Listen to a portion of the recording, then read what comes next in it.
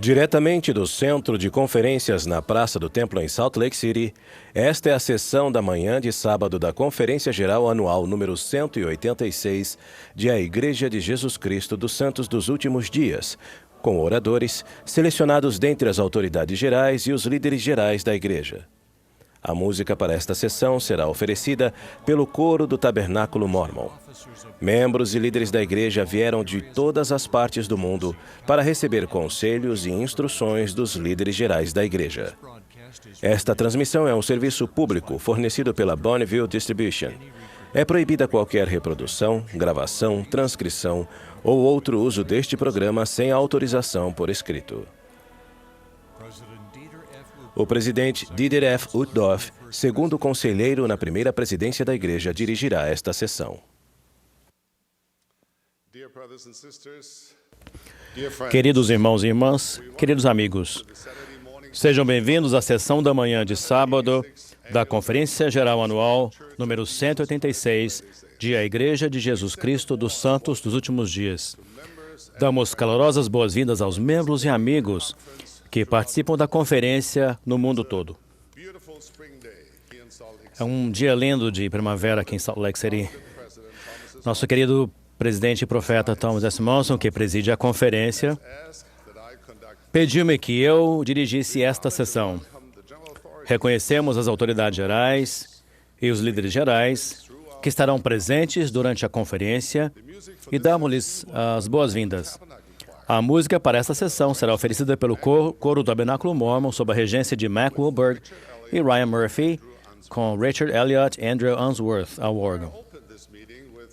O coro deu início a esta sessão cantando "Ó, quão majestosa é a obra de Deus", e agora entoará "Vinde, ó filhos do Senhor".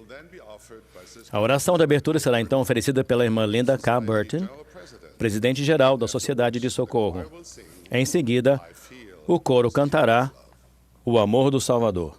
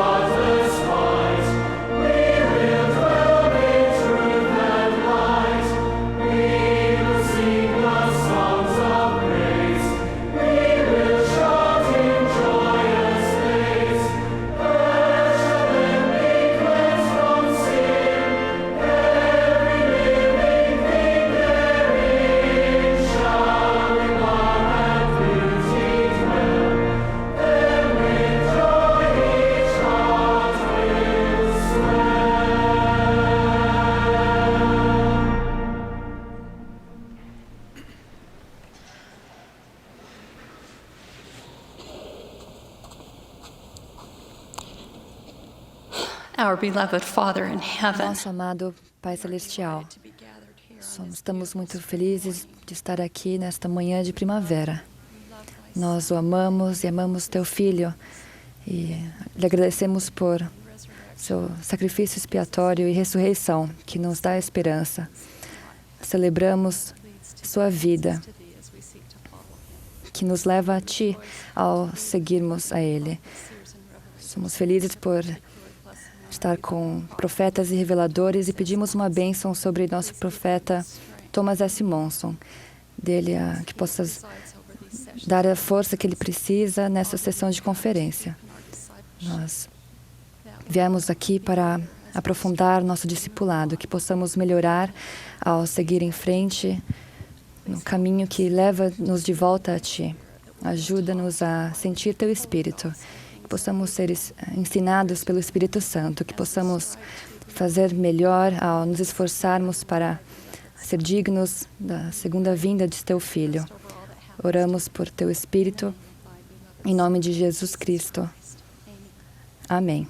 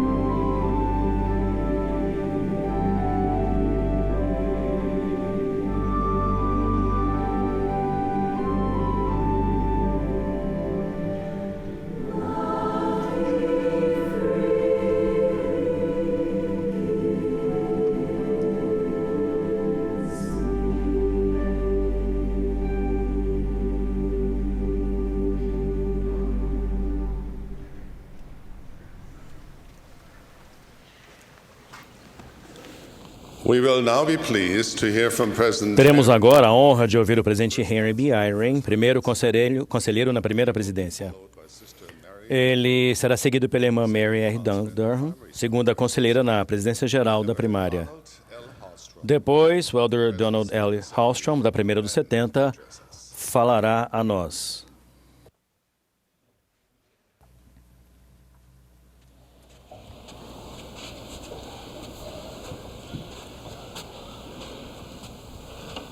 My beloved brothers and sisters, Meus amados irmãos e irmãs, sejam bem-vindos à Conferência Geral Anual de número 186 de A Igreja de Jesus Cristo dos Santos dos Últimos Dias.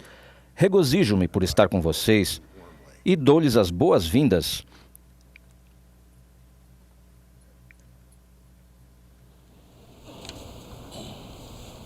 I am grateful Sou grato that you have come to the conference.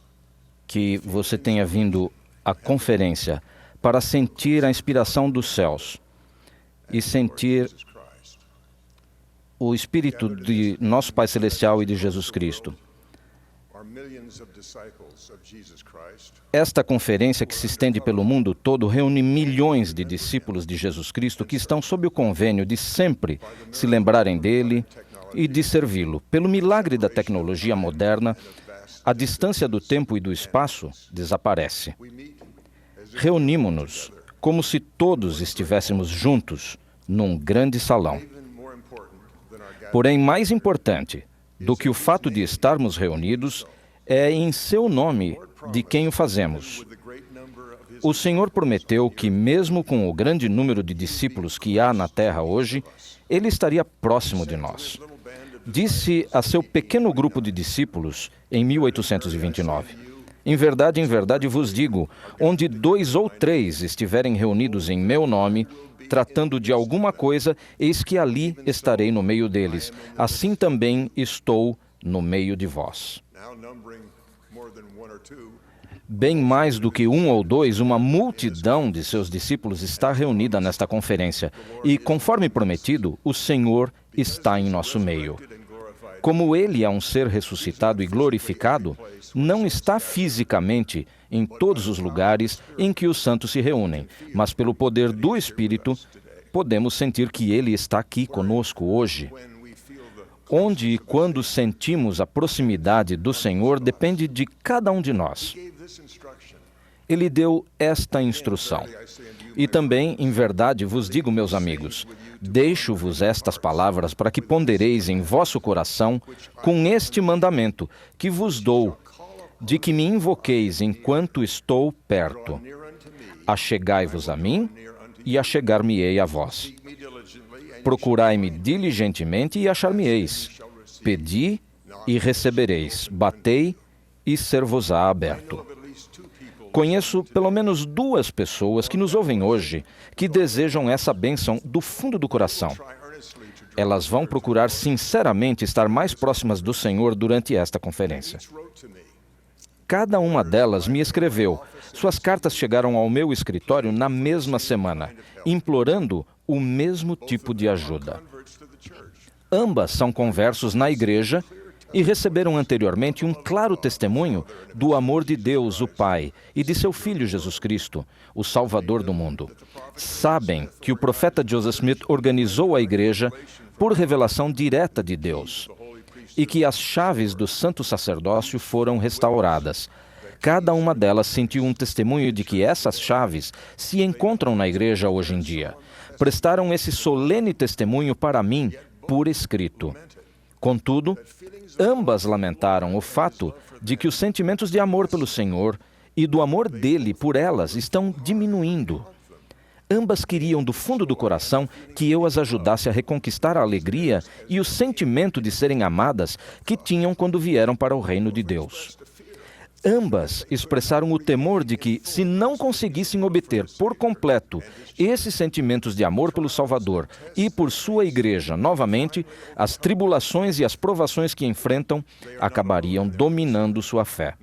Elas não são as únicas pessoas com essas preocupações, e essa provação não é nova. Em seu ministério mortal, o Senhor contou a parábola da semente e do semeador. A semente era a palavra de Deus. O semeador era o Senhor. A sobrevivência da semente e o seu crescimento dependiam das condições do solo. Vocês devem se lembrar de suas palavras. E quando semeava, uma parte da semente caiu ao pé do caminho, e vieram as aves e comeram-na. E outra parte caiu em pedregais, onde não havia terra bastante, e logo nasceu, porque não tinha terra funda. Mas vindo o sol, queimou-se, e secou-se, porque não tinha raiz. E outra caiu entre espinhos, e os espinhos cresceram e sufocaram-na. E outra caiu em boa terra, e deu fruto. Um grão produziu 100, outro 60, e outro 30. Quem tem ouvidos para ouvir, ouça. Repetindo, a semente era a palavra de Deus. O solo é o coração da pessoa que recebe a semente. Todos nós temos muito em comum com as excelentes pessoas que me escreveram pedindo ajuda e reconforto. Todos recebemos a semente, ou seja, a palavra de Deus, que foi plantada em nosso coração um dia. Para alguns, foi em nossa infância, quando nossos pais nos convidaram a ser batizados e confirmados por alguém que tinha autoridade. Outros de nós foram ensinados por servos chamados por Deus. Cada um de nós sentiu que a semente era boa, sim, que inchava em nosso peito. E tivemos alegria à medida que nosso coração e nossa mente pareciam se expandir. Todos sentimos nossa fé ser posta à prova por preciosas bênçãos que tardaram a chegar, por violentos ataques de pessoas que queriam destruir nossa fé, pela tentação de pecar e por interesses egoístas que diminuíram nosso empenho em cultivar e em enternecer as profundezas espirituais de nosso coração.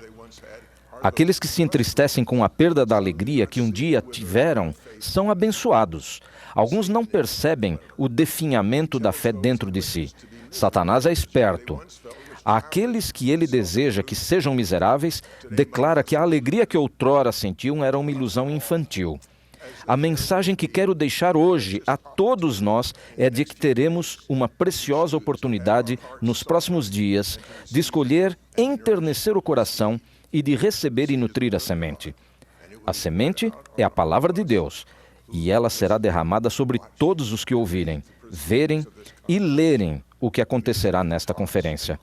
A música, os discursos e os testemunhos foram preparados por servos de Deus que buscaram diligentemente o Espírito Santo para guiá-los em sua preparação.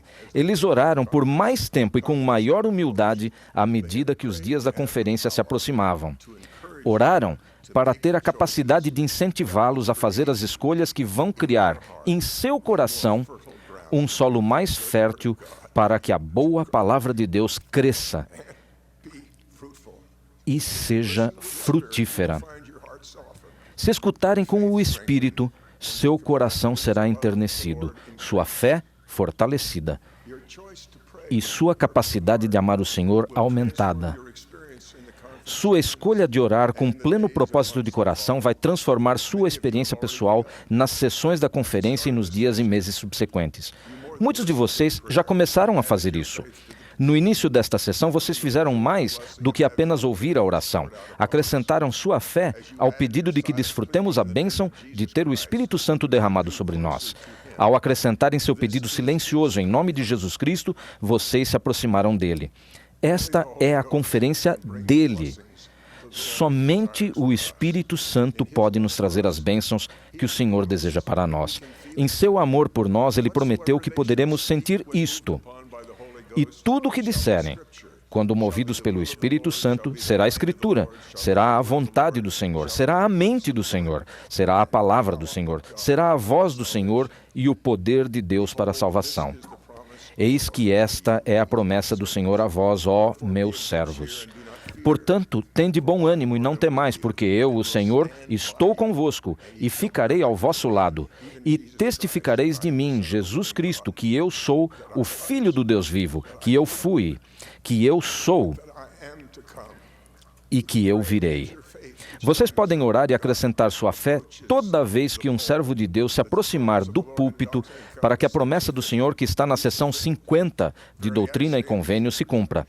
Em verdade vos digo, aquele que é ordenado por mim e enviado para pregar a palavra da verdade pelo Consolador no Espírito da Verdade, prega pelo Espírito da Verdade ou de alguma outra forma? E se for de alguma outra forma, não é de Deus. E também aquele que recebe a palavra da verdade, recebe-a pelo Espírito da Verdade ou de alguma outra forma? Se for de alguma outra forma, não é de Deus. Então, como é que não podeis compreender e saber que aquele que recebe a palavra pelo Espírito da verdade, recebe-a como é pregada pelo Espírito da verdade? Portanto, aquele que prega e aquele que recebe se compreendem um ao outro e ambos são edificados e juntos se regozijam. Vocês podem orar quando o coro estiver prestes a cantar. O regente do coro, os organistas e os membros do coro oraram e ensaiaram com uma oração no coração e com fé, para que a música e a letra enternecessem corações e magnificassem sua capacidade de edificar a fé das pessoas. Eles vão cantar para o Senhor como se estivessem diante dele, sabendo que nosso Pai Celestial os ouve, tão seguramente quanto ele ouve suas orações pessoais. Juntos, eles se empenharam com amor para tornar real a promessa que o Salvador fez a Emma Smith. Porque minha alma se deleita com o canto do coração. Sim, o canto dos justos é uma prece a mim e será respondido com uma bênção sobre sua cabeça. Se vocês não apenas ouvirem, mas também orarem enquanto eles cantam, sua oração e as deles serão respondidas com uma bênção sobre sua cabeça e a deles. Vocês sentirão a bênção do amor e da aprovação do Salvador. Todos os que se unirem nesse louvor vão sentir o amor que têm por ele aumentar. Vocês podem decidir orar quando lhes parecer que o orador está chegando ao fim de sua mensagem. Ele vai estar orando dentro de si ao Pai para que o Espírito Santo lhe conceda as palavras de testemunho que vão elevar o coração, a esperança e a determinação de seus ouvintes, de sempre se lembrarem do Salvador e guardarem os mandamentos que ele lhes deu. O testemunho não será uma mensagem recitada, será a afirmação de alguma verdade que o Espírito poderá levar ao coração daqueles que estarão orando por ajuda, por orientação divina e pela dádiva do puro amor de Cristo. Um verdadeiro testemunho será dado aos oradores. Eles podem ser sucintos em suas palavras, mas elas serão levadas ao coração do ouvinte humilde, que veio para a conferência faminto da boa palavra de Deus. Sei por experiência própria que a fé exercida por pessoas boas pode trazer as palavras do Espírito no final de um sermão. Mais de uma vez alguém veio me dizer após meu testemunho: como você sabia o que eu tanto precisava ouvir? Aprendi a não ficar surpreso por não conseguir me lembrar de ter proferido aquelas palavras. Pronunciei as palavras de testemunho, mas o Senhor estava lá, concedendo-as a mim naquele momento. A promessa de que o Senhor nos dará palavras no momento exato em que precisarmos delas se aplica especialmente ao testemunho. Escutem com atenção os testemunhos prestados nesta conferência. Vocês vão se sentir mais próximos do Senhor. Vocês podem sentir que estou chegando ao momento em que terminarei com um testemunho da verdade, a mensagem que procurei lhes transmitir. Suas orações vão me ajudar a receber as palavras de testemunho que poderão ajudar alguém que anseia por uma resposta às suas dúvidas. Deixo com vocês meu firme testemunho de que nosso Pai Celestial, o grande Elohim, nos ama e nos conhece a todos. Sob sua direção, seu Filho Jeová foi o Criador. Testifico que Jesus de Nazaré nasceu como o Filho de Deus. Ele curou enfermos, deu visão aos cegos e devolveu a vida aos mortos. Pagou o preço de todos os pecados de cada um dos filhos do Pai Celestial, nascidos na mortalidade.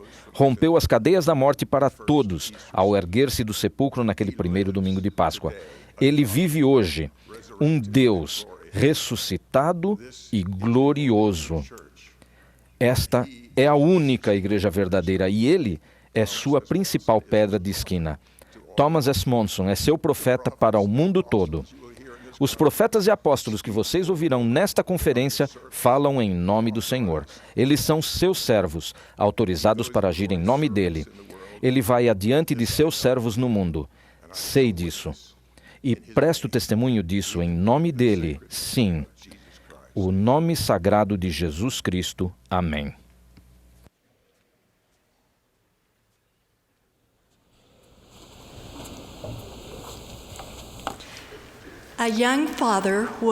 Um jovem pai estava literalmente afundando Ele, seus 2 filhos e seu sogro tinham ido passear ao redor de um lago. Eles estavam cercados por majestosas montanhas cobertas de pinheiros e o céu estava azul, cheio de nuvens brancas e delicadas que emanavam beleza e serenidade. Quando as crianças ficaram cansadas e com calor, os 2 homens decidiram colocar as crianças nas costas e atravessar a nado a curta distância do lago. Parecia fácil, até o momento em que o pai começou a se sentir puxado para baixo. Tudo ficou muito pesado. A água o empurrava para o fundo do lago e um sentimento de desespero tomou conta dele. Como ele conseguiria se manter à tona e fazer o mesmo com sua preciosa filhinha em suas costas? Sua voz desapareceu no ar quando gritou por socorro. Seu sogro estava longe demais para responder a seu apelo desesperado. Ele se sentiu sozinho e desamparado. Podem imaginar se sentir tão sozinhos quanto ele, incapazes de alcançar qualquer coisa em que se agarrar e lutar em uma situação desesperadora por sua vida e a de seu filho?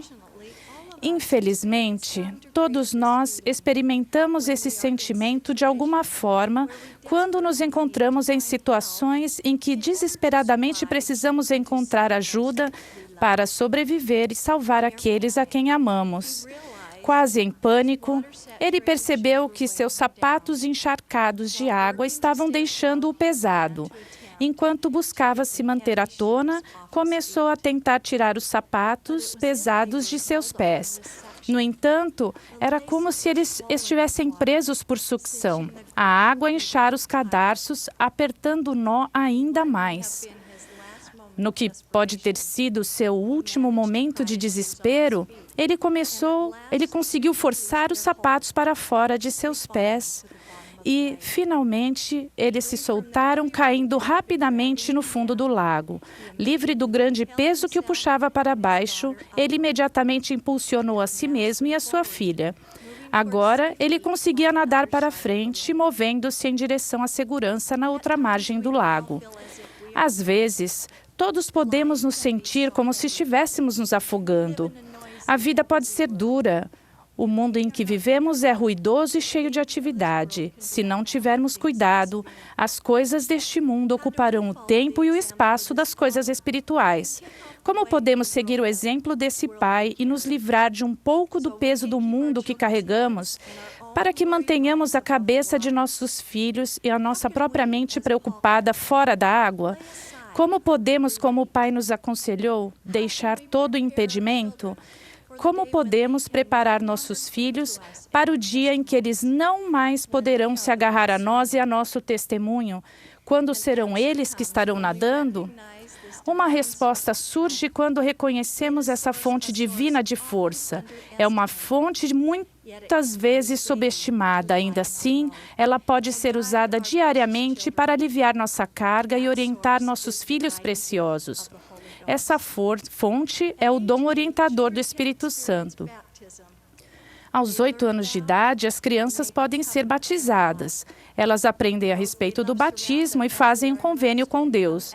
As pessoas a quem amam rodeiam-nas ao serem imersas e retiradas da pia batismal com um sentimento de grande alegria. Então recebem o indescritível dom do Espírito Santo, um dom que pode orientá-las constantemente à medida que viverem por essa bênção.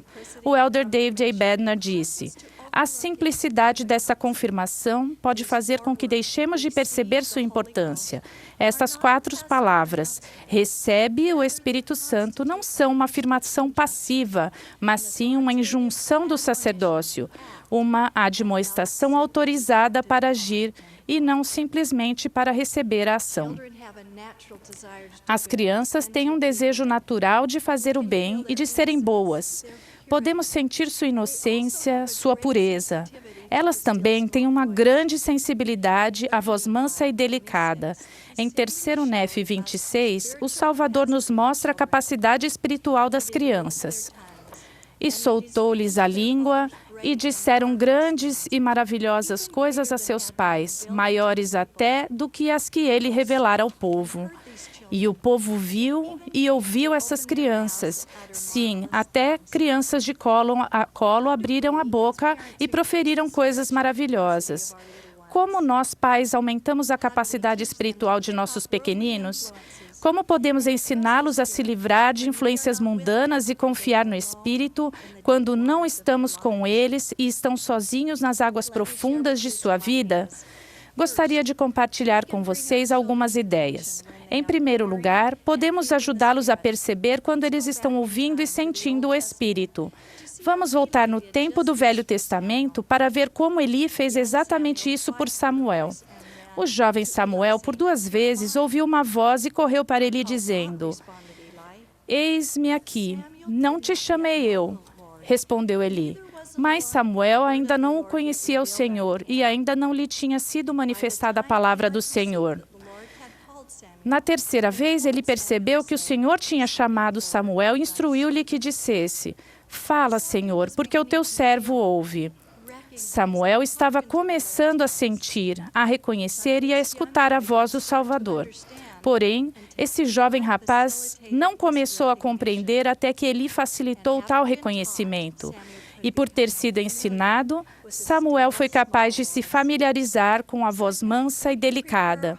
Em segundo lugar, podemos preparar nosso lar e nossos filhos para sentir a voz mansa e delicada. Muitos professores de língua estrangeira acreditam que as crianças aprendem melhor de uma língua pelo método de imersão, quando estão rodeadas de outras pessoas que falam a língua e assim são levadas a falar também. Elas aprendem não somente a dizer algumas palavras, mas a falar fluentemente e até mesmo a pensar na nova língua. O lugar adequado para se usar o método de imersão espiritual é em casa, onde os princípios espirituais formam a base para a vivência diária. E ensinarás as palavras do Senhor a teus filhos, e delas falarás sentado em tua casa, e andando pelo caminho, e deitando-te e levantando-te. Imergir nossa família no Espírito manterá o coração de nossos filhos aberto à sua influência. Em terceiro lugar, podemos ajudar nossos filhos a compreender como o Espírito fala com eles. Joseph Smith ensinou: se o Senhor vem a uma criança, adaptar-se-á à sua linguagem e capacidade. Uma mãe descobriu que, já que as crianças aprendem de formas diferentes, algumas aprendem visualmente, auditivamente, pelo tato ou sinestesicamente. Quanto mais ela observava seus filhos, mais ela percebia que o Espírito Santo os ensina da maneira que cada uma aprende melhor. Outra mãe contou uma experiência que teve ao ajudar seus filhos a aprenderem a reconhecer o Espírito. Às vezes, escreveu ela, as crianças não percebem que um pensamento recorrente, uma sensação de conforto após chorar, ou lembrar-se de algo no momento exato, são todas maneiras como o Espírito Santo se comunica com elas. Ela continua: estou ensinando meus filhos a se concentrarem no que eles sentem e a agirem de acordo. Sentir e reconhecer o Espírito trará aptidão espiritual para a vida de nossos filhos, e a voz que eles virão a conhecer se tornará cada vez mais clara para eles. Será como o Elder Richard Scott disse: à medida que ganhar experiência e for bem-sucedido ao ser orientado pelo Espírito, sua confiança nesse sussurro se tornará maior do que sua dependência daquilo que você vê ou ouve. Não precisamos temer ao vermos nossos filhos entrarem nas águas da vida, pois os ajudamos a se livrarem do peso deste mundo. Nós os ensinamos a viver pelo dom orientador do Espírito. Esse dom seguirá aliviando o peso que eles carregam e os guiando de volta ao seu lar celestial, se viverem dignos desse dom e se seguirem sua orientação. Em nome de Jesus Cristo. Amém.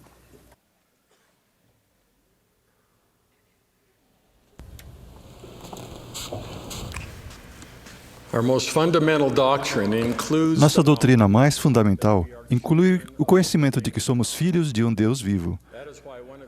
É por isso que um dos seus nomes mais sagrados é Pai, Pai Celestial. Essa doutrina tem sido ensinada claramente por profetas de todos os tempos. Quando tentado por Satanás, Moisés o rejeitou, dizendo: "Quem és tu? Pois eis que sou um filho de Deus." Dirigindo-se a Israel, o salmista proclamou: "Todos vós sois filhos do Altíssimo." Paulo ensinou em Atenas, na colina de Marte, que eles eram a geração de Deus. Joseph Smith e Sidney Rigdon tiveram uma visão na qual viram o Pai e o Filho. E nessa visão, uma voz celestial declarou que os habitantes do mundo são filhos e filhas gerados para Deus. Em 1995, 15 apóstolos e profetas vivos afirmaram: todos os seres humanos foram criados à imagem de Deus. Cada indivíduo é um filho ou filha gerado em espírito por pais celestiais que o amam. O presidente Thomas S. Monson testificou: somos filhos de um Deus vivo. Não é possível ter essa convicção sincera sem vivenciar um profundo sentimento renovado de força e poder. Essa doutrina é tão fundamental, tão frequentemente mencionada e tão instintivamente simples que pode parecer algo comum, quando na realidade é um dos conhecimentos mais extraordinários que podemos obter. O entendimento correto de nossa herança celestial é essencial à exaltação. É fundamental para compreendermos o glorioso plano de salvação e para nutrirmos a fé no primogênito do Pai, Jesus Cristo, e em sua expiação misericordiosa. Além disso, provê motivação contínua para que possamos fazer e guardar nossos indispensáveis convênios eternos. Com poucas exceções, todos que estão participando desta reunião poderiam agora mesmo, sem ter a letra ou a música, cantar "Sou um filho de Deus." Esse hino amado é um dos hinos cantados com mais frequência nesta igreja. Mas a pergunta crucial é: realmente sabemos isso? Sabemos em nossa mente, em nosso coração e em nossa alma? A nossa linhagem celestial é nossa primeira e mais profunda identidade? Aqui na Terra, nós somos identificados por muitas maneiras diferentes, incluindo nosso local de nascimento, nossa nacionalidade e nosso idioma. Alguns até mesmo se identificam pela sua profissão ou por seu hobby. Essas identidades terrenas não estão erradas, a menos que elas substituam ou interfiram na nossa identidade eterna, a de que somos filhos e filhas de Deus. Quando nossa filha mais nova tinha 6 anos de idade e estava no primeiro ano do ensino fundamental, sua professora deu aos alunos um exercício escrito para ser feito em sala de aula. E era outubro, mês do Halloween, um feriado comemorado em algumas partes do mundo. Embora não seja o meu feriado favorito, acho que possa haver alguns aspectos inocentes e positivos no Halloween. A professora entregou uma folha de papel para os jovens alunos. No alto da folha, havia o desenho de uma bruxa mística. Eu falei que esse não era meu feriado favorito. A bruxa estava em pé ao lado de um caldeirão fervente.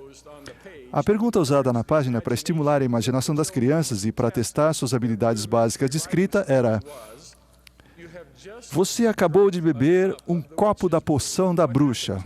O que aconteceu com você? Observe que não estou contando essa história como uma recomendação para os professores. Você acabou de beber um copo da poção da bruxa. O que aconteceu com você? Com sua melhor escrita de iniciante, nossa filha escreveu: vou morrer. E vou para o céu. Vou gostar de lá. Vou adorar, porque é o melhor lugar para estar, porque você está com o nosso Pai Celestial. É provável que essa resposta tenha surpreendido a professora. No entanto, quando nossa filha trouxe a tarefa concluída para casa, observamos que ela havia recebido uma estrela, que representa a nota máxima. Na vida real, enfrentamos adversidades reais que nem imaginamos. Há dor física, emocional e espiritual. Há desilusões quando as circunstâncias são muito diferentes do que havíamos previsto. Há injustiça quando parece que não merecemos nossa situação. Há desilusões quando alguém em quem confiamos nos decepciona. Há problemas de saúde e problemas financeiros que podem nos desorientar. Pode haver momentos de dúvida quando uma questão de doutrina ou de história está além da nossa compreensão atual. Quando coisas difíceis acontecem em nossa vida, qual é a nossa reação imediata? É confusão? Dúvida? Afastamento espiritual? É um duro golpe em nossa fé? Culpamos Deus ou outras pessoas por nossas circunstâncias? Ou nossa reação imediata é lembrarmos de quem nós somos, que somos filhos de um Deus amoroso? Essa reação está atrelada a uma confiança absoluta de que Ele permite algum sofrimento nessa terra porque Ele sabe que isso vai nos abençoar, como o fogo do ourives, para nos tornar como Ele é e para receber nossa herança eterna. Recentemente, participei de uma reunião com o Elder Jeffrey R. Holland. Ao ensinar o princípio de que a vida mortal pode ser angustiante, mas que nossas diversidades têm um propósito eterno, mesmo que não entendamos isso enquanto as estamos enfrentando, o Elder Holland disse: você pode ter o que deseja ou pode ter algo melhor. 5 meses atrás, minha esposa, Diane, e eu fomos para a África com o Elder David A. Badner e sua esposa. O 6º e último país que visitamos foi a Libéria. A Libéria é um excelente país, com um povo nobre e uma história rica, mas as coisas não têm sido fáceis por lá. Décadas de instabilidade política e guerras civis pioraram a maldição da pobreza. Além disso, a temida doença Ebola matou aproximadamente 5.000 pessoas lá durante o último surto. Fomos o primeiro grupo de líderes da igreja de fora da área a visitar a Monróvia, capital da Libéria, desde que a Organização Mundial da Saúde declarou que o país estava seguro quanto à crise do Ebola. Em uma manhã de domingo muito quente e úmida, viajamos para um lugar alugado de reunião no centro da cidade. Todas as cadeiras disponíveis foram utilizadas, totalizando 3.500 lugares. A contagem final de participantes foi de 4.100 pessoas. Quase todos que vieram haviam viajado a pé ou por algum tipo de inconveniente de transporte público. Não foi fácil para os santos se reunirem, mas eles vieram. A maioria chegou várias horas antes do horário marcado para a reunião. Ao entrarmos no local, a atmosfera espiritual era arrebatadora. Os santos estavam preparados para serem ensinados. Quando o orador citava uma escritura, os membros diziam um versículo em voz alta. Não importava se era uma escritura pequena ou grande, toda a congregação respondia em uníssono. Não necessariamente recomendamos que façam isso, mas certamente foi impressionante o fato de conseguirem fazer isso. E o coro era poderoso. Com um regente entusiasmado e um rapaz de 14 anos ao teclado, os membros cantaram com vigor e força. Então, o Elder Badner falou: esse foi certamente o destaque esperado da reunião, ouvir um apóstolo ensinar e testificar. Evidentemente guiado pelo Espírito, no meio do seu discurso, o Elder Badner parou e disse: vocês conhecem Que Firme Alicerce? Parece que 4.100 vozes responderam vigor. Sim. Ele então perguntou: vocês conhecem a 7ª estrofe? Novamente todo o grupo respondeu sim. O arranjo do marcante hino Que Firme Alicerce, cantado pelo coro do Tabernáculo Mórmon nos últimos 10 anos, incluiu a 7ª estrofe, que não era cantada com muita frequência anteriormente. O Elder Badner instruiu: vamos cantar a 1ª, a 2ª, a 3ª e a 7ª estrofe. Sem hesitação, o regente do coro ficou de pé e o portador do sacerdócio arônico que o acompanhava começou imediatamente a tocar energicamente os acordes da introdução. Com um nível de convicção que eu nunca havia sentido antes em um hino da congregação, cantamos a 1ª, a 2ª e a 3ª estrofe. Então, o volume e o poder espiritual se elevaram quando 4.100 vozes cantaram a 7ª estrofe e declararam: a alma que em Cristo confiante repousar, a seus inimigos não há de se entregar. Embora o inferno a queira destruir, Deus nunca, ó nunca, o há de permitir. Deus nunca, ó nunca, o há de permitir. Em um dos eventos espirituais mais memoráveis da minha vida, aprendi uma profunda lição naquele dia. Vivemos em um mundo que pode nos fazer esquecer quem realmente somos. Quanto mais distrações nos cercam, mais fácil é tratar esse fato com normalidade, depois ignorá-lo e, por fim, esquecer nossa conexão com Deus. Os santos da Libéria possuem poucos bens materiais e ainda assim parecem ter tudo espiritualmente. O que testemunhamos aquele dia na Monróvia foi um grupo de filhos e filhas de Deus que sabiam quem eram. No mundo atual, não importa onde vivemos ou quais são as nossas circunstâncias, é essencial que nossa identidade mais preeminente seja a de filhos de Deus.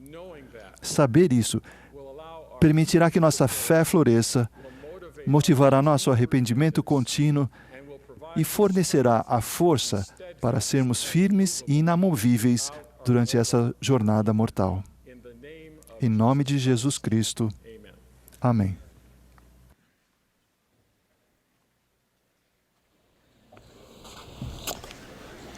Dear brothers and sisters, on a signal from the Queridos irmãos e irmãs, ao sinal do regente, a Congregação Mundial de Santos dos Últimos Dias ficará agora em pé e cantará com o coro Secreta Oração, número 81. Depois do hino, ouviremos o elder Gary Stevenson, do Quórum dos 12 Apóstolos. Ele será seguido pelos elders Kevin R. Duncan e Stephen E. Snow, dos 70. Após o discurso deles, o coro cantará O Senhor proverá meu descanso.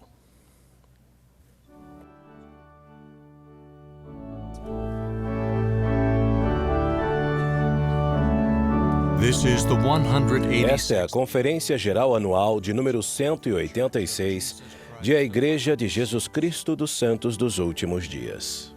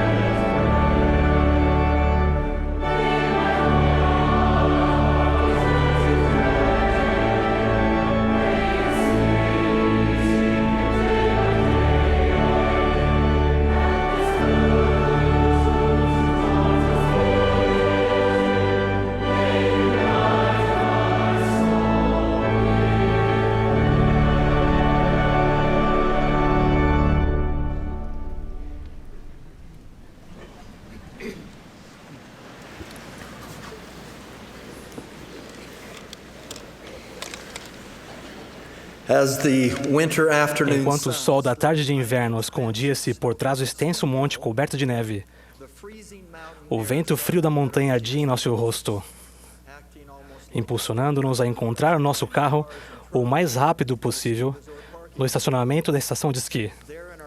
No conforto do carro, os aquecedores logo esquentariam nossos dedos frios. O som da neve rachando no solo a cada passo confirmava que o frio é extremo. Nossa família havia desfrutado um dia cheio de diversão nas pistas de esqui, que agora se encerrava com um frio congelante. Ao encontrar o carro, pus a mão no bolso do casaco para pegar as chaves, não as encontrando em algum lugar. Onde estavam as chaves? Todos estavam esperando ansiosamente por elas. A bateria do carro estava carregada e todos os sistemas, inclusive o aquecedor, estavam em ordem. Mas sem as chaves, as portas trancadas negariam acesso. Sem as chaves, o motor não forneceria energia para o veículo. Naquele momento, nosso foco era como entrar no carro para nos aquecer. Mas não pude evitar de pensar que havia uma lição por trás disso tudo. Sem as chaves, aquele maravilhoso milagre da engenharia não era mais do que plástico e metal. Embora o carro tivesse grande potencial, sem as chaves, ele não poderia executar a função para a qual fora criado. Quanto mais reflito sobre essa experiência, essa analogia se torna mais profunda para mim. Fico maravilhado com o amor do Pai Celestial por seus filhos. Causa-me assombro as visitações celestiais e as grandes visões da eternidade que Deus concedeu a Joseph Smith. E especialmente, meu coração transborda de alegria pela restauração da autoridade e das chaves do sacerdócio. Sem restauração, não teríamos acesso aos meios necessários para voltar para casa, para nossos amorosos pais celestiais. A realização de todas as ordenanças de salvação relativas aos convênios que nos levam de volta à presença do Pai Celestial exige a administração adequada pelas chaves do sacerdócio. Em maio de 1829, João Batista apareceu a Joseph Smith e Oliver Cowdery, conferiu-lhes o sacerdócio arônico e deu-lhes as chaves pertencentes a esse sacerdócio. Pouco depois,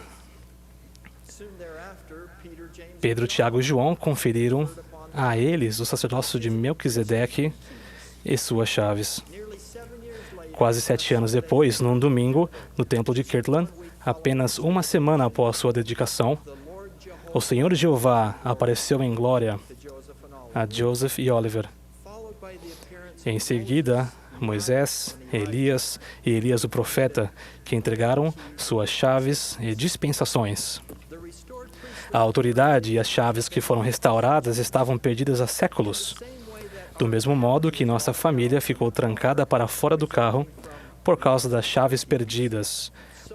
Assim também, todos os filhos do Pai Celestial foram privados das ordenanças de salvação do Evangelho de Jesus Cristo, até a restauração divina ser realizada por esses mensageiros celestiais.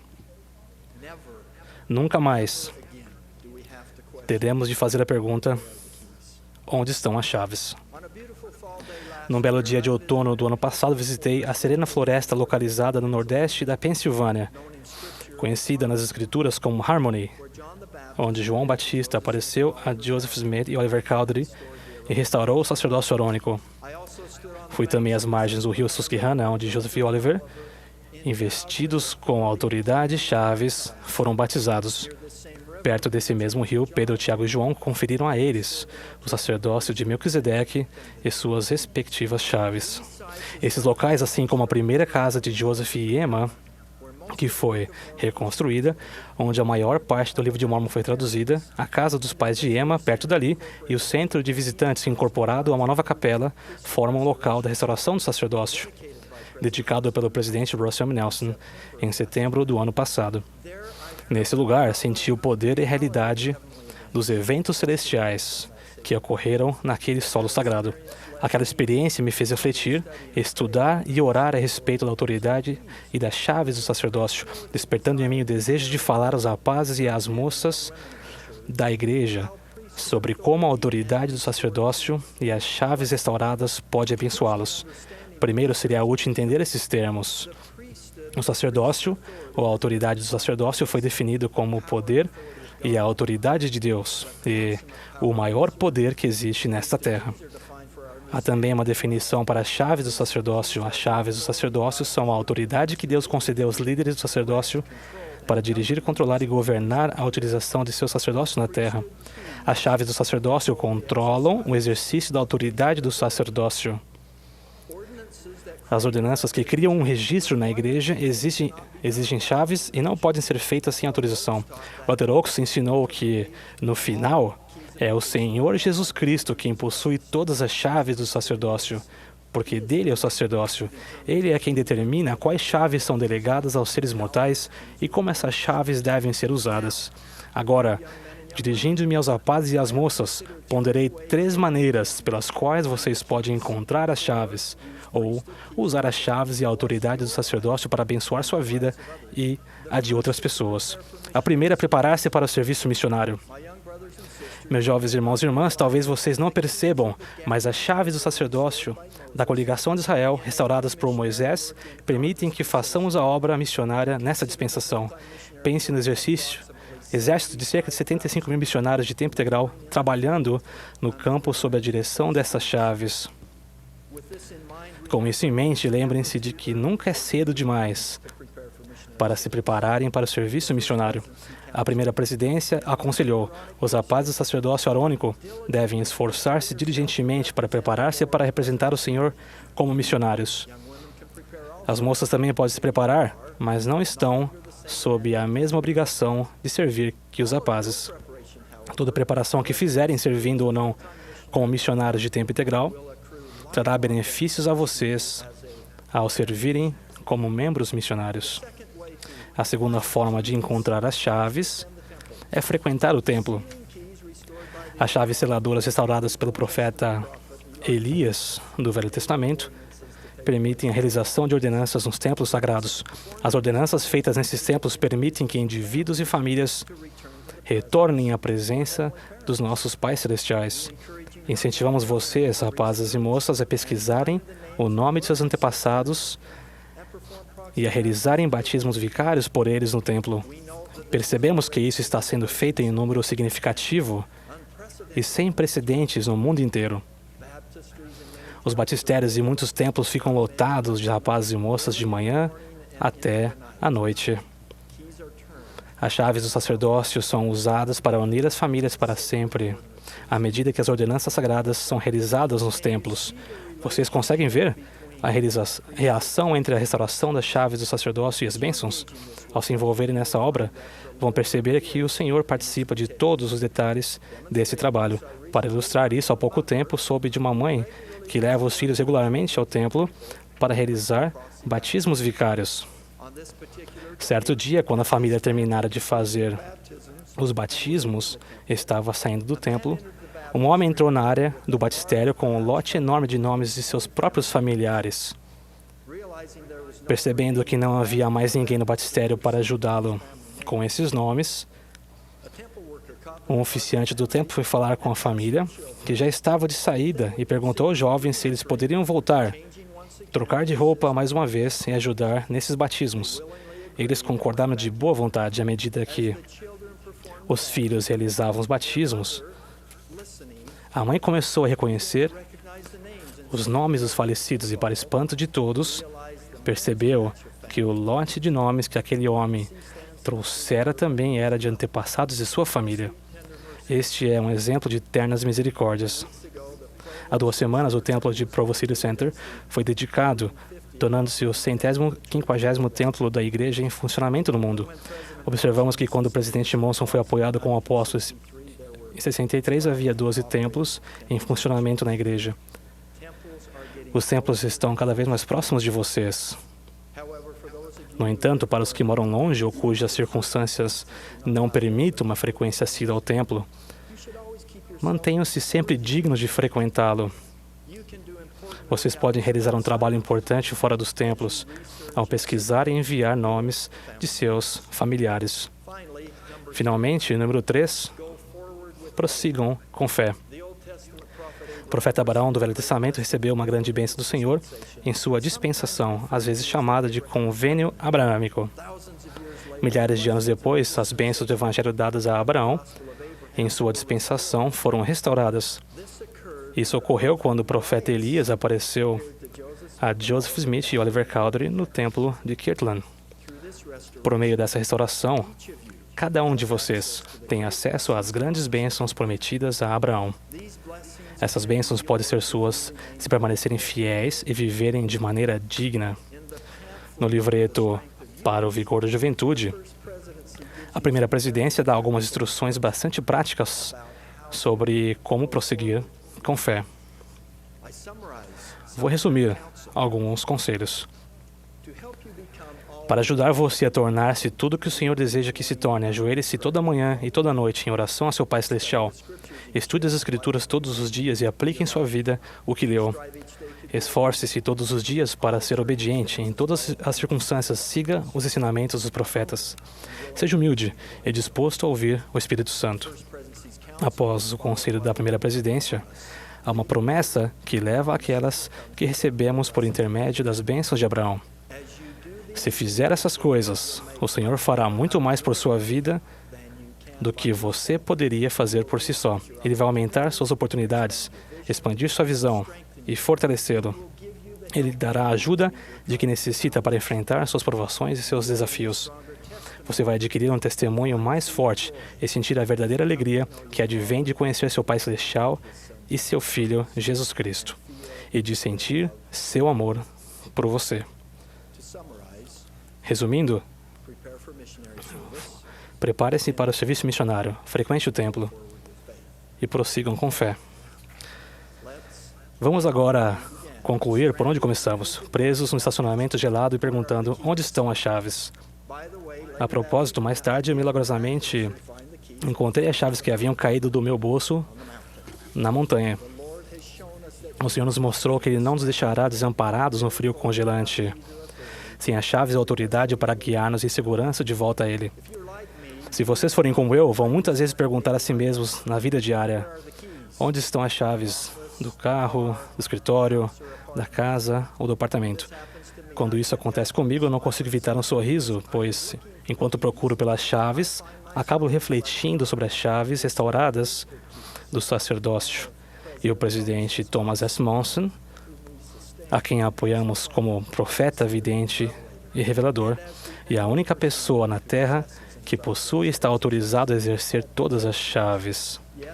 Sim, as chaves estão em segurança na mão de profetas, videntes e reveladores. Elas foram conferidas e legadas designadas a outros, de acordo com a vontade do Senhor, sob a direção do presidente da igreja. Testifico que a autoridade e as chaves do sacerdócio têm poder, abrem os portões do céu, permitem o uso do poder celestial e fornecem os convênios de que precisamos para voltar ao nosso amoroso Pai Celestial. Oro para que vocês, a nova geração de rapazes e moças, prossigam com firmeza em Cristo e entendam que é seu privilégio sagrado agir sob a direção daqueles que possuem as chaves do sacerdócio, que vão permitir que vocês recebam as bênçãos, os dons e os poderes do céu. Preste testemunho de Deus, o Pai, de nosso Salvador e Redentor, Jesus Cristo, do Espírito Santo e da restauração do Evangelho nestes últimos dias. Em nome de Jesus Cristo. Amém.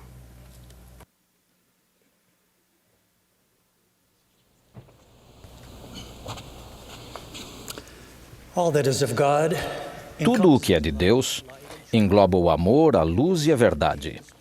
Contudo, como seres humanos, vivemos em um mundo decaído, às vezes cheio de escuridão e confusão. Erros acontecerão, injustiças e pecados serão cometidos. Como resultado, não há uma só alma viva que não será, em um momento ou outro, vítima das ações descuidadas de outras pessoas ou até mesmo de comportamentos pecaminosos. Isso é algo que todos temos em comum. Felizmente, por causa do amor e da misericórdia de Deus por seus filhos, um caminho foi preparado para nos ajudar a navegar em meio às experiências da vida que, às vezes, são turbulentas. Ele proveu um meio para todos os que são vítimas de más ações de outras pessoas. Ele nos ensinou que podemos perdoar.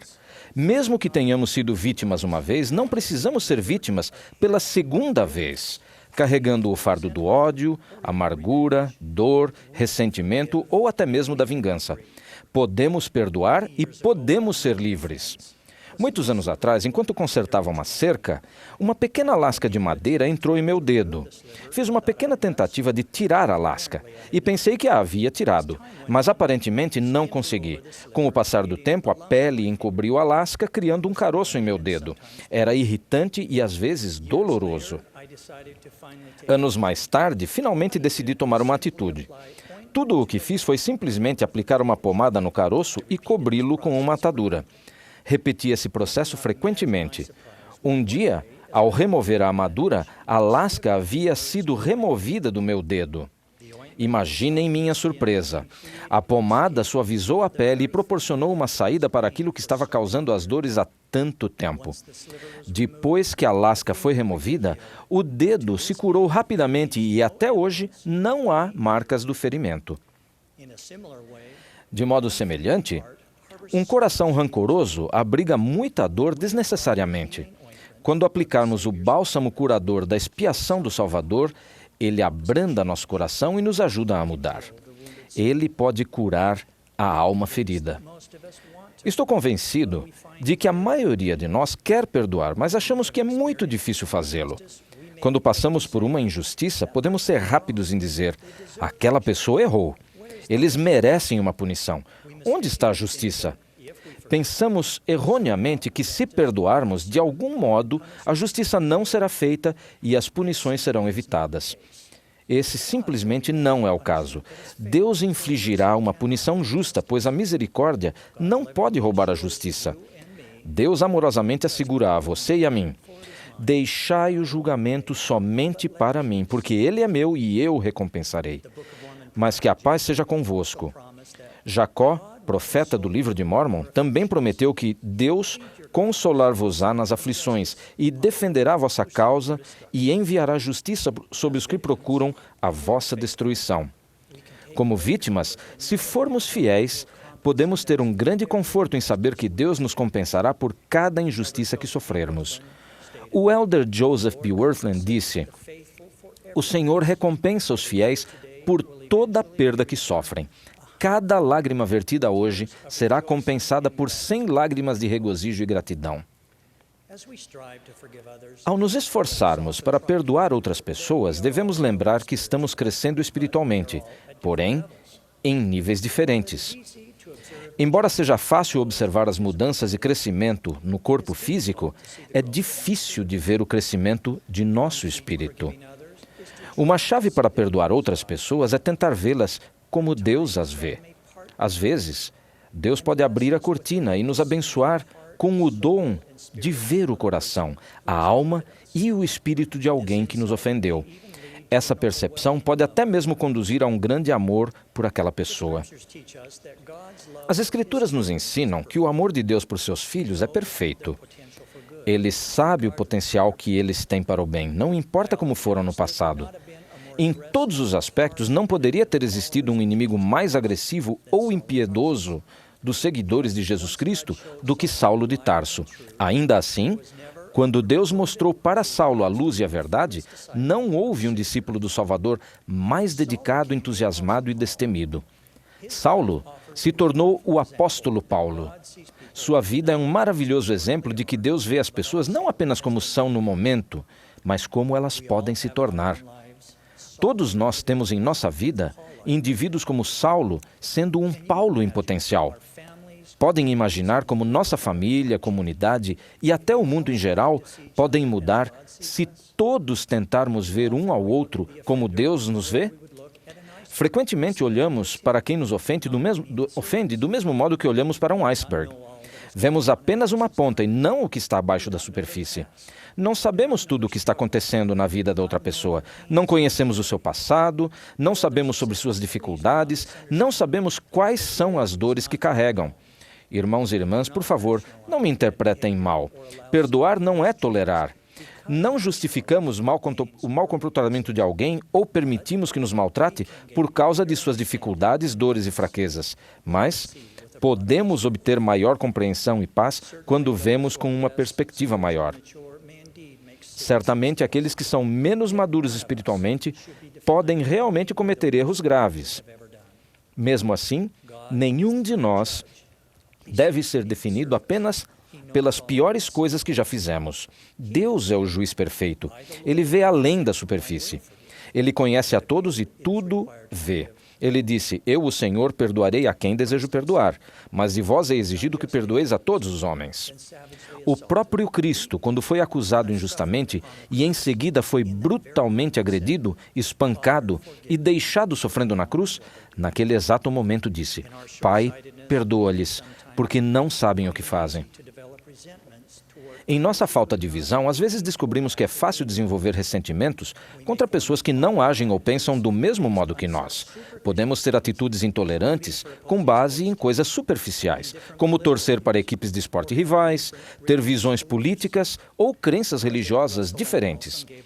O presidente Russell M. Nelson nos aconselhou sabiamente quando disse: oportunidades para ouvir pessoas de convicção religiosa ou política diferente promovem a tolerância e a aprendizagem. O livro de Mórmon fala de um tempo em que o povo da igreja começava a engrandecer-se no orgulho de seus olhos e começavam a desdenhar uns dos outros e a perseguir os que não acreditavam segundo sua própria vontade e prazer.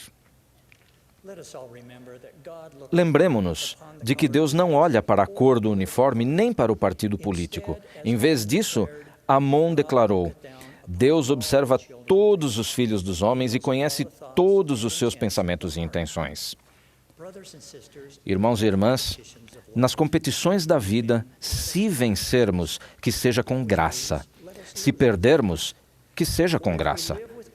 Pois se vivermos com graça uns para com os outros, a graça será nossa recompensa no último dia.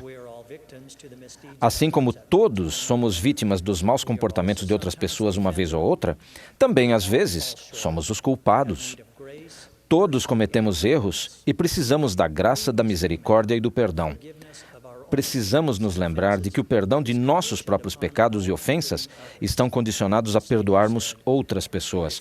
O Salvador disse: porque se perdoardes aos homens as suas ofensas, também vosso Pai Celestial vos perdoará a vós. Se, porém, não perdoardes aos homens as suas ofensas, tampouco vosso Pai vos perdoará as vossas ofensas.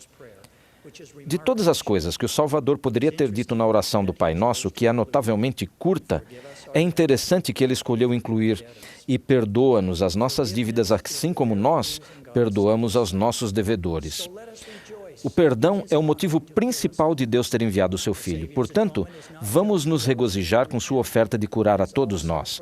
A expiação do Salvador não é apenas para aqueles que precisam se arrepender, é também para aqueles que precisam perdoar.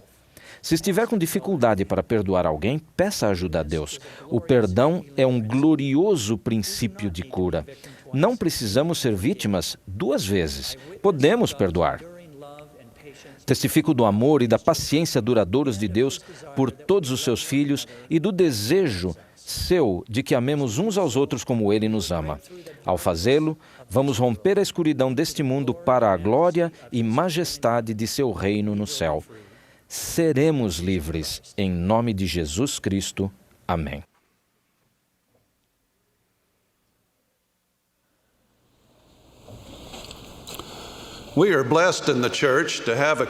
Somos abençoados na igreja por termos uma coletânea de hinos que nos ajuda a adorar por meio da música. Em nossas reuniões da igreja, os hinos atraem o Espírito do Senhor, criam um clima de reverência, unificam-nos como membros e nos proporcionam um meio de louvar ao Senhor. Alguns dos maiores sermões são pregados por meio do cântico de hinos. Apenas alguns meses após a igreja ser organizada, uma revelação foi recebida pelo profeta Joseph Smith e sua esposa Emma. O Senhor a instruiu a fazer uma seleção de hinos sacros para serem usados em minha igreja conforme te for dado, o que me é agradável. Emma Smith reuniu uma seleção de hinos que apareceram pela primeira vez neste inário de Kirtland em 1836. Havia apenas 90 hinos incluídos neste fino livreto. Muitos deles eram hinos de outras religiões protestantes. 26 deles foram compostos por William W. Phelps, que mais tarde preparou e imprimiu o inário. Somente as letras foram publicadas. Não havia notas musicais acompanhando os textos. Esse humilde e pequeno inário foi uma grande bênção para os primeiros membros da igreja. A última edição de nosso inário em inglês foi publicada em 1985. Muitos hinos selecionados por Emma há tantos anos ainda estão incluídos em nosso inário, tais como Eu Sei Que Vive Meu Senhor e Que Firme Alicerce. Um hino que era novo no inário de 1985 é Se Humilde. Esse sereno hino foi escrito por Gretchen Thurber Rowley, que faleceu no ano passado. Ela se filiou à igreja em 1950 no Havaí, onde era professora. A irmã Rowley serviu no Comitê Geral de Música e ajudou a adaptar os hinos para vários idiomas. Ela baseou o texto da letra do hino Ser Humilde em 2 versículos das Escrituras, Doutrina e Convênios 112:10 e Éter 12:27. O versículo de Éter diz o seguinte: E se os homens vierem a mim, mostrar-lhes-ei a sua fraqueza, e dou a fraqueza aos homens, a fim de que sejam humildes, porque caso se humilhem perante mim e tenham fé em mim, então farei com que as coisas fracas se tornem fortes para eles. Como todos os hinos da igreja, Ser Humilde ensina verdades puras e simples. Ensina que, se formos humildes, nossas orações serão respondidas, desfrutaremos de paz de consciência, serviremos com mais eficácia em nossos chamados, e se continuarmos a ser fiéis, por fim retornaremos à presença de nosso Pai Celestial. O Salvador ensinou a seus seguidores que eles deviam ser humildes como uma criancinha para entrar no reino do céu. Ao criar nossos próprios filhos, precisamos ajudá-los a permanecer humildes à medida que amadurecem para tornarem-se adultos. Não fazemos isso magoando seu espírito de maneira rude ou sendo demasiadamente rígidos em nossa disciplina. Ao nutrir a autoconfiança e a autoestima deles, precisamos ensinar-lhes as qualidades da abnegação, bondade, obediência, modéstia, civilidade e despretensão. Precisamos fazer com que aprendam a alegrar-se com o sucesso de irmãos e amigos. O presidente Howard W. Hunter ensinou que nossa genuína preocupação deve ser o sucesso dos outros. Caso contrário, eles podem se tornar obcecados pela autopromoção, pela competição, pela inveja e pelo ressentimento devido ao triunfo dos colegas. Sou grato por ter tido uma mãe que, quando via que eu estava ficando muito orgulhoso, dizia: Filho, um pouco de humildade agora lhe faria muito bem. Mas a humildade não é algo reservado para ser ensinado somente às crianças. Todos devemos esforçar-nos para ser mais humildes. A humildade é essencial para recebermos as bênçãos do Evangelho. A humildade permite que tenhamos um coração quebrantado quando pecamos ou cometemos erros e possibilita que nos arrependamos. A humildade permite que sejamos melhores pais, filhos e filhas, maridos e esposas, vizinhos e amigos. Por outro lado, o orgulho desnecessário pode dissolver relacionamentos familiares, destruir casamentos e acabar com amizades. É especialmente importante lembrar-nos da humildade quando percebemos que as contendas começam a surgir em nosso lar. Pensem em todo o sofrimento que podemos evitar sendo humildes e dizendo: desculpe, foi falta de consideração minha. O que você gostaria que eu fizesse? Foi descuido meu. Ou estou orgulhoso de você. Se essas pequenas frases forem usadas com humildade, haverá menos contendas e mais paz em nosso lar. O simples transcorrer de nossa vida pode ser, e com frequência é, uma experiência que nos torna humildes. Acidentes e enfermidades, a morte de um ente querido, problemas de relacionamento e até reveses financeiros podem obrigar-nos a cair de joelhos. Mesmo que essas dificuldades não sejam culpa nossa ou decorram de más decisões e falta de bom senso, são provações que nos tornam humildes. Se decidirmos sintonizar-nos espiritualmente e manter-nos humildes e ensináveis, nossas orações se tornarão mais sinceras e nossa fé e testemunho vão crescer à medida que vencermos as tribulações da existência mortal. Todos ansiamos pela exaltação, mas antes que isso possa ocorrer, precisamos perseverar no que foi chamado de Vale da Humildade. Há muitos anos, Eric, nosso filho de 15 anos de idade, sofreu um grave traumatismo craniano. Vê-lo em coma por mais de uma semana cortou nosso coração. Os médicos disseram que não estavam certos sobre o que aconteceria. Evidentemente, ficamos felizes quando ele começou a recobrar a consciência. Achávamos que tudo ficaria bem, mas estávamos enganados. Quando ele acordou, não conseguia andar, nem falar, nem se alimentar. E pior ainda, ele não tinha mais memória de curto prazo. Ele se lembrava de quase tudo o que acontecera antes do acidente, mas não conseguia se lembrar do que ocorreu depois, como as coisas que haviam acontecido minutos antes. Por algum tempo, ficamos preocupados se teríamos um filho trancado na mente de um garoto de 15 anos de idade. As coisas davam certo muito facilmente para nosso filho antes do acidente. Ele era atleta, era um rapaz popular e ia muito bem na escola. Antes, seu futuro parecia brilhante. Agora estávamos preocupados se ele teria um futuro, pelo menos um do qual pudesse se lembrar. Ele agora lutava para aprender novamente habilidades muito básicas. Essa foi uma época que exigiu muita humildade dele. Foi também uma época que exigiu muito a humildade de seus pais. Sinceramente, perguntamos-nos como algo assim podia acontecer. Procuramos sempre nos esforçar para fazer as coisas certas. Viver o Evangelho sempre fora uma prioridade em nossa família. Não conseguíamos compreender como algo tão doloroso poderia acontecer conosco. Fomos conduzidos a dobrar os joelhos quando logo ficou evidente que sua reabilitação levaria meses e até anos. Ainda mais difícil foi compreender gradualmente que ele não seria o mesmo de antes. Durante esse período, muitas lágrimas foram derramadas e nossas orações se tornaram ainda mais profundas e sinceras. Pelos olhos da humildade, pudemos gradualmente começar a ver os pequenos milagres que nosso filho vivenciou durante esse período doloroso. Ele começou a progredir gradativamente. Sua atitude e sua perspectiva eram muito positivas. Hoje, nosso filho Eric é casado com uma companheira maravilhosa e eles têm 5 filhos lindos. Ele é um educador dedicado e um colaborador para a sua comunidade, bem como para a igreja. Acima de tudo, ele continua a viver com o mesmo espírito de humildade que adquiriu há muito tempo. O que aconteceria se pudéssemos ser humildes antes de trilhar esse vale da humildade? Alma ensinou: benditos são os que se humilham sem serem compelidos a ser humildes. Sim, eles serão muito mais abençoados do que aqueles que são compelidos a humilhar-se. Sinto-me grato por termos profetas que nos ensinaram o valor desse grande atributo.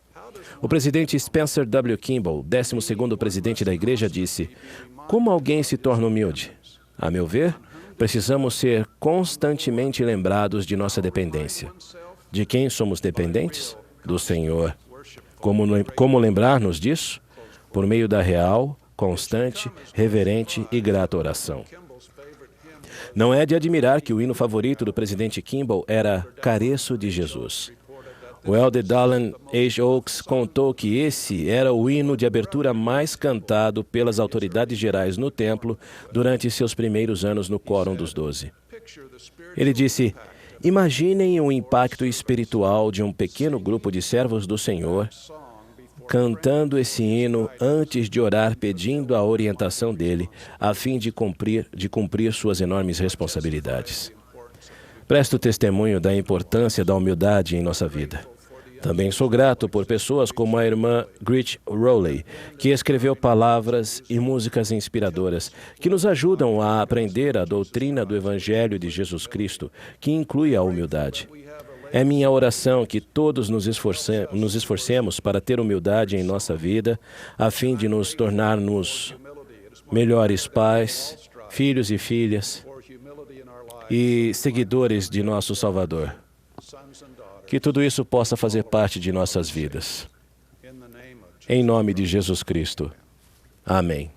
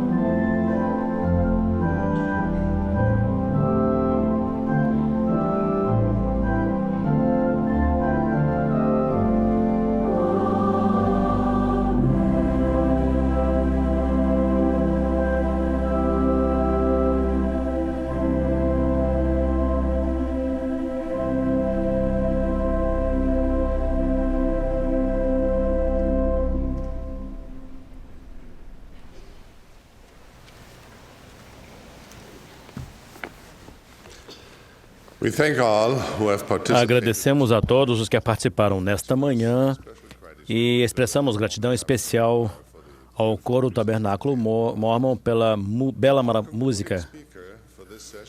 Nosso último orador desta sessão será o Elder Dale G. Renland, do Quórum dos 12 Apóstolos. Após suas palavras, o coro encerrará esta reunião cantando Vinde, fonte de todas as bênçãos. A oração de encerramento será oferecida pelo Elder Arnolfo Valenzuela, dos 70.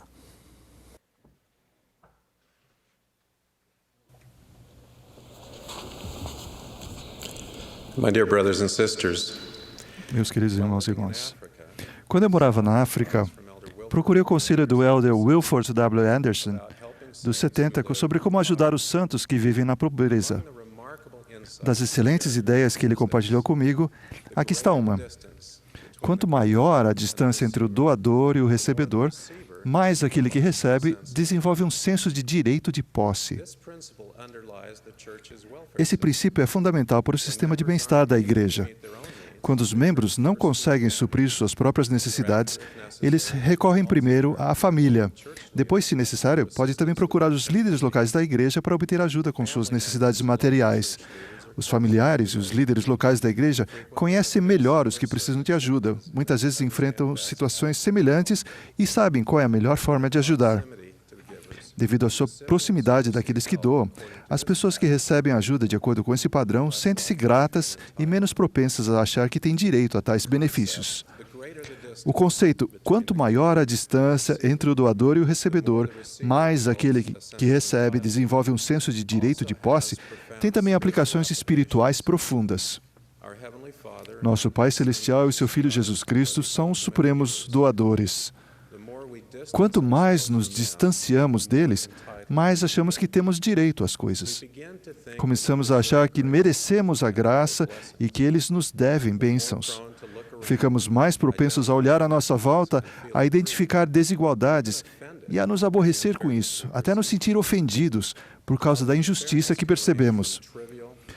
Quando estamos distantes de Deus, pequenas desigualdades parecem grandes e a injustiça pode variar de insignificante e chegar ao seu extremo.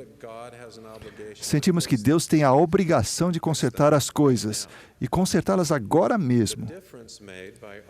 A diferença causada por nossa proximidade ao Pai Celestial e a Jesus Cristo é exemplificada no livro de Mórmon, no contraste óbvio entre Nefe e seus irmãos mais velhos, Lamã e Lemuel.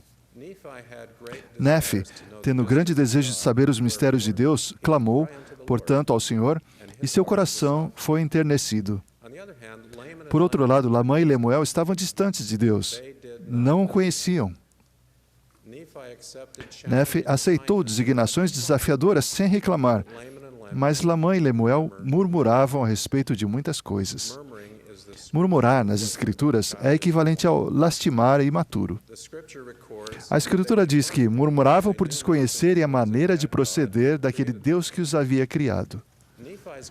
A proximidade que Nefe tinha de Deus permitiu que ele reconhecesse e fosse grato por suas ternas misericórdias.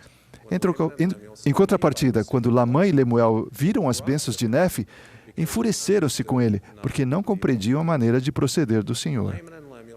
Lamã e Lemuel viram as bênçãos que receberam como se fosse algo de direito, e com petulância achavam que deveriam receber mais. Parecia que viam as bênçãos de Nefe como ofensas cometidas contra eles. Isso é equivalente nas Escrituras a reclamar a respeito de um direito que não lhe pertence. Nefe exerceu fé em Deus para realizar aquilo que lhe fora ordenado que fizesse. Lamã e Lemuel, por sua vez, como eram duros de coração, não procuravam o Senhor como deviam. Parece que sentiam que o Senhor tinha a obrigação de dar-lhes respostas para perguntas que não tinham feito.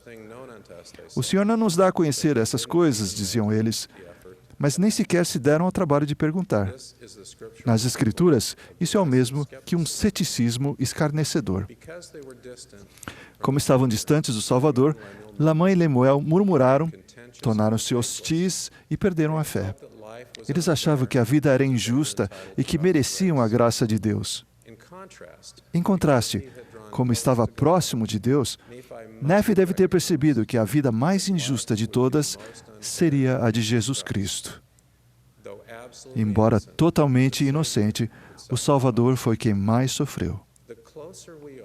Quanto mais próximos estamos de Jesus Cristo em pensamento e nos intentos de nosso coração, mais gratos nos sentimos por seu sofrimento sem culpa, mais gratos pela graça e pelo perdão, e mais desejosos de nos arrependermos e de nos tornarmos como Ele. A distância absoluta que estamos do Pai Celestial e de Jesus Cristo é importante, mas a direção que estamos seguindo é ainda mais fundamental. Deus fica feliz com pecadores arrependidos que tentam se aproximar dele do que com indivíduos presunçosos que apontam as faltas dos outros e que, como os antigos fariseus e escribas, não percebem como precisam desesperadamente de arrependimento. Quando criança, eu cantava uma música de Natal sueca que ensina uma lição simples, mas excelente. Aproximar-se do Salvador faz com que mudemos. A letra é mais ou menos assim. Quando chega a manhã de Natal, quero ir ao estábulo, onde Deus à noite dormiu sobre a palha. Como foste bom, Senhor, por desejares vir à terra.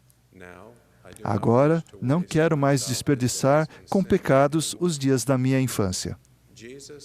Jesus, precisamos de Ti. Tu que és amigo das crianças. Não quero mais causar-te tristeza novamente com os meus pecados. Quando nos transportamos figurativamente para o estábulo de Belém, onde Deus à noite dormiu sobre a palha, somos capazes de reconhecer melhor o Salvador como uma dádiva de um Pai celestial bondoso e amoroso. Em vez de sentir que é direito nosso receber suas bênçãos, sua graça, desenvolvemos um desejo intenso de parar de causar mais tristezas a Deus. Seja qual for a direção que estivermos seguindo, a que distância estamos atualmente do Pai Celestial e de Jesus Cristo, podemos nos voltar para eles e achegar-nos a eles. Eles vão nos ajudar. O Salvador disse aos nefitas após sua ressurreição: "E meu Pai enviou-me para que eu fosse levantado na cruz. E depois que eu fosse levantado na cruz, pudesse atrair a mim todos os homens. E por esta razão fui levantado. Portanto, de acordo com o poder do Pai, atrairei todos os homens a mim." Para nos achegarmos ao Salvador, devemos aumentar nossa fé nele, fazer e cumprir convênios e ter o Espírito Santo conosco. Devemos também agir com fé, seguindo a orientação espiritual que recebemos. Todos esses elementos estão presentes no sacramento. Na verdade, a melhor forma que conheço de aproximar-nos de Deus é fazer uma preparação consciente e tomar o sacramento dignamente todas as semanas.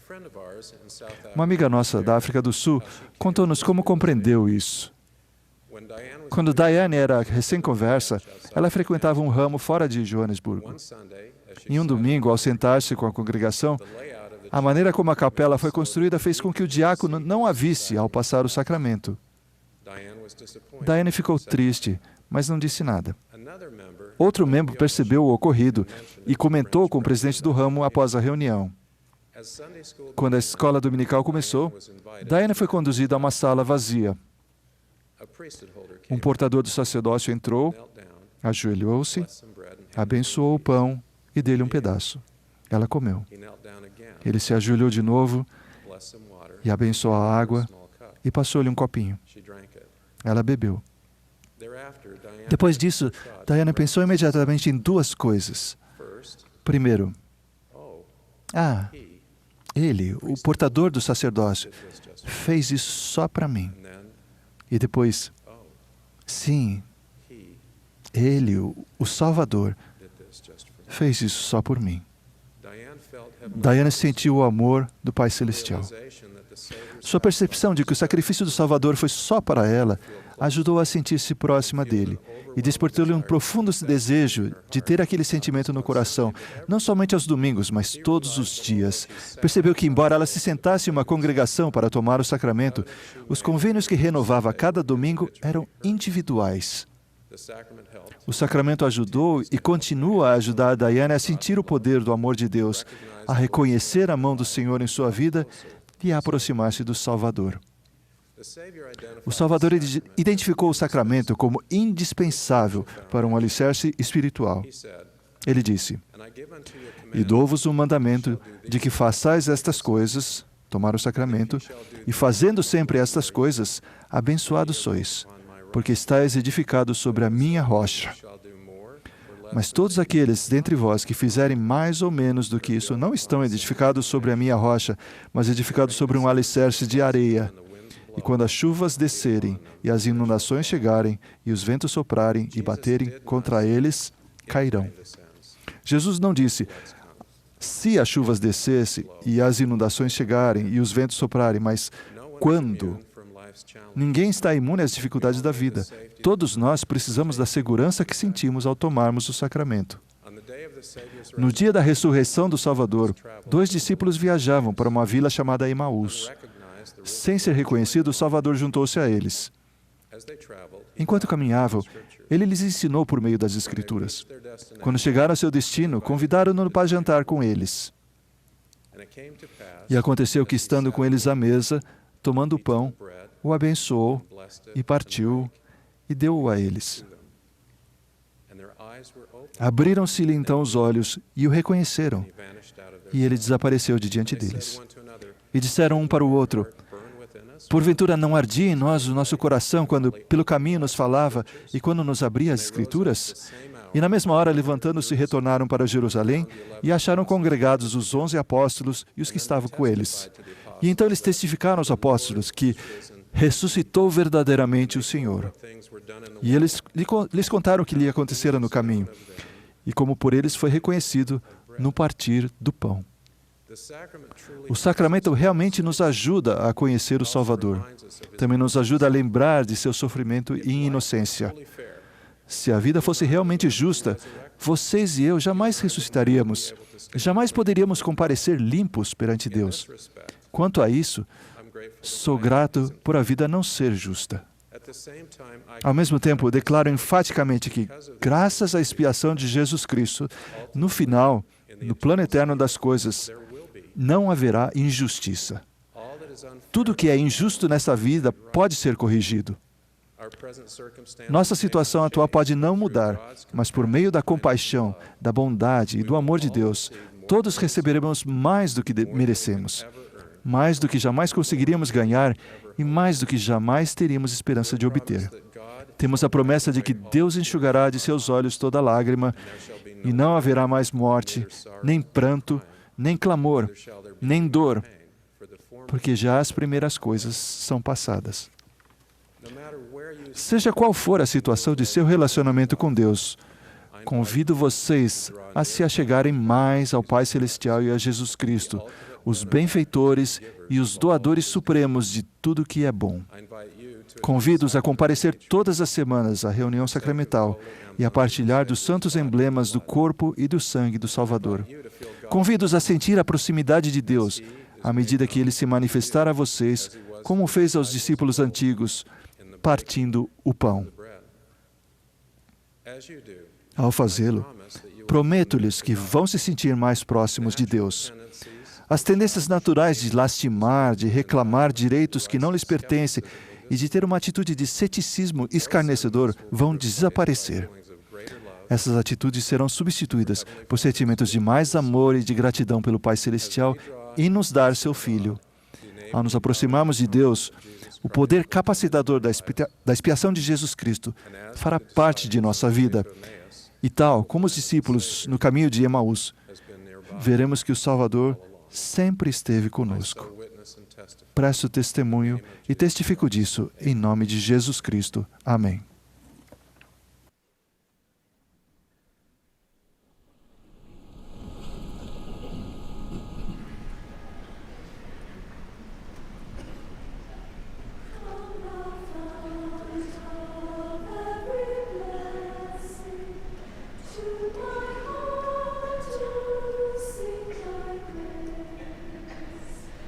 Streams of mercy never cease.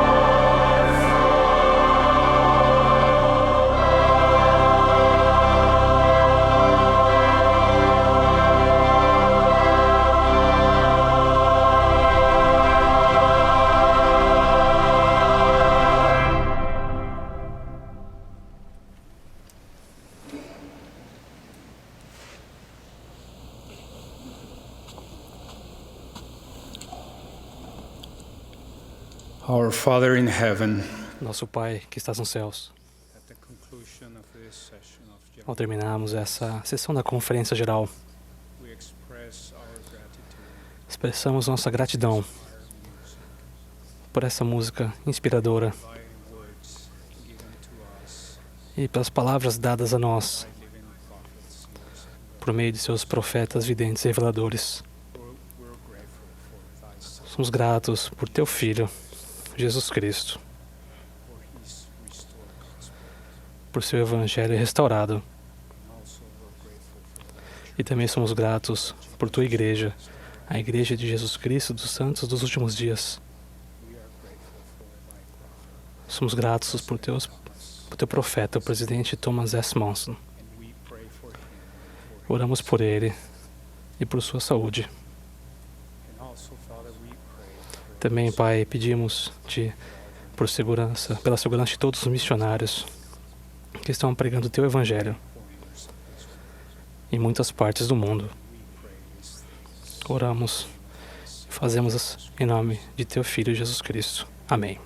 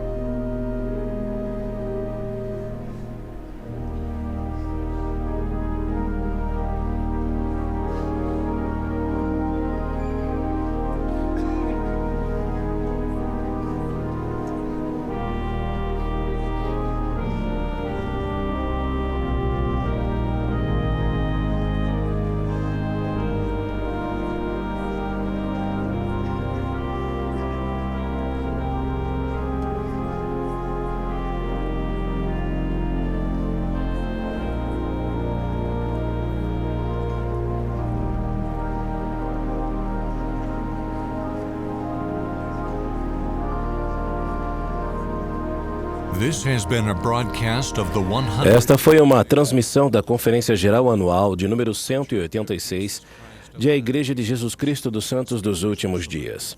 Os oradores foram selecionados dentre as autoridades gerais e os líderes gerais da Igreja. A música foi apresentada pelo coro do Tabernáculo Mormon. Esta transmissão foi oferecida como serviço público pela Bonneville Distribution. É proibida qualquer reprodução, gravação, transcrição ou outro uso deste programa sem autorização por escrito.